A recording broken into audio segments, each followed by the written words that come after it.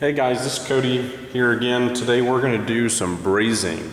You can see that I've already got my copper cut and cleaned, both the tubing and the fittings.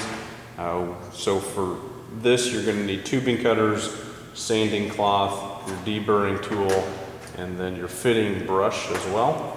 We're also going to need some brazing rods. We've got our brazing rod here and our oxyacetylene torch, because with brazing is done at a much more intense heat, so we're going to want to use our oxyacetylene torch or an air acetylene torch. I recommend the oxyacetylene torch. It's going to go better for you. All right, so you should already be familiar with your torch. Startup and shutdown process should be something you're comfortable with.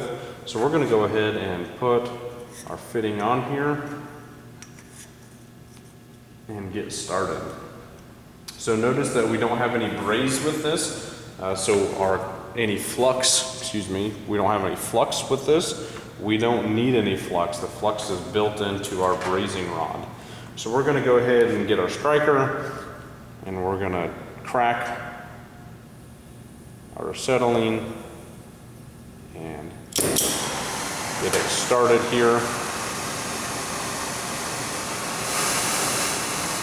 And we're going to slowly add our oxygen until we get this nice sharp cone, this point right here in the middle. And with brazing, we're going to start on our tubing here, get it nice and warmed up. The top, the bottom, the sides, kind of keep it moving around, and then work our way to the fitting.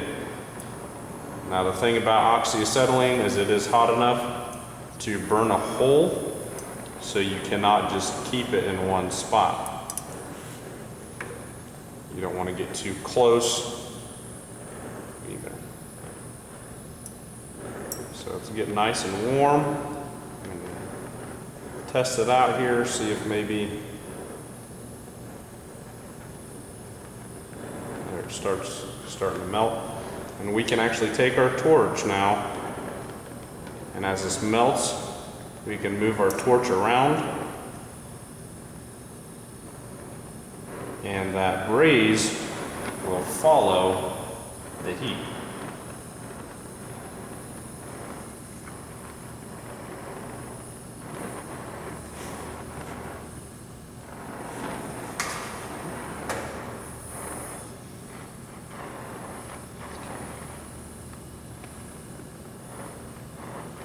Go ahead and move on up to the other side of the fitting. We want to make sure that we've got this all the way around.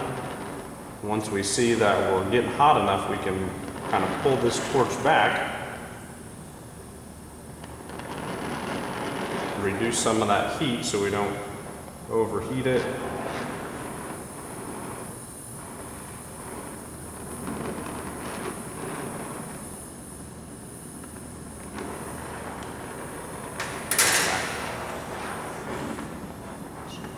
Smooth some of this out using the torch.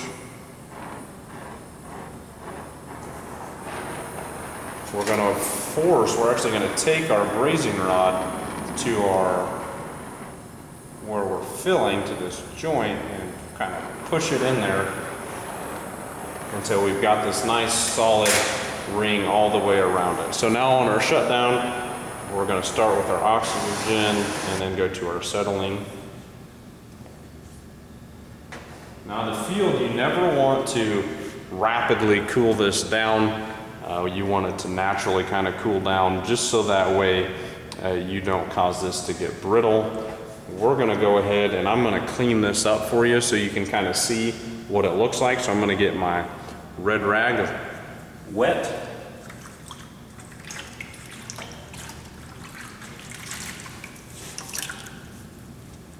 And we're going to start cooling this guy down. So we're going to start off to the side. You can hear how hot that is. And just kind of work our way to the fitting. Now something I really want you to see is all this black, kind of looks like soot on the copper, it's called oxidation. So when we're brazing, and even when we're soldering, if we get our copper too hot, or when we get it that hot, it causes oxidation.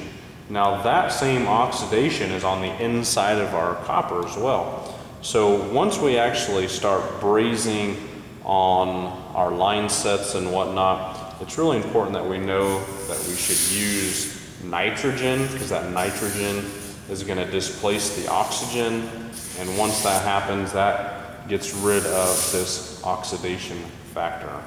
So we won't have to worry about that, because all that stuff will break loose in the refrigeration line, or will clog up our TXV, will gum up our compressor.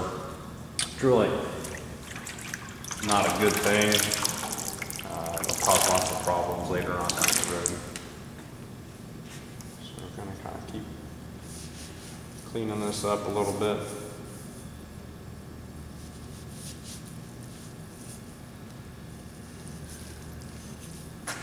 All right,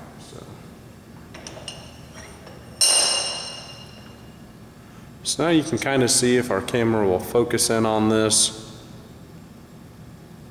We've kind of got a nice solid shoulder all the way around our fitting. There it goes. Okay. So that's exactly what we're looking for. Now that could have been done a little bit quicker, but that wasn't too bad. So there you have it. That's brazing in a nutshell. See you in the shop.